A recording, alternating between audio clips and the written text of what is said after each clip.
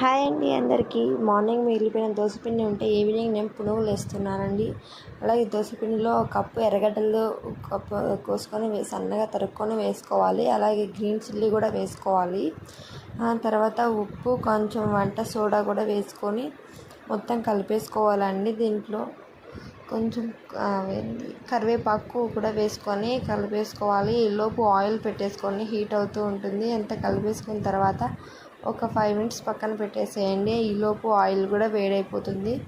ఒక స్పూన్తో ఇలా చిన్న చిన్న ఉంటలు మాదిరి వేసుకోండి. మామూలుగా హ్యాండ్తోనే వేసుకోవచ్చు, భయం ఉన్న వాళ్ళు ఇట్లా స్పూన్తో కూడా వేసుకోవచ్చు. అంతే అండి.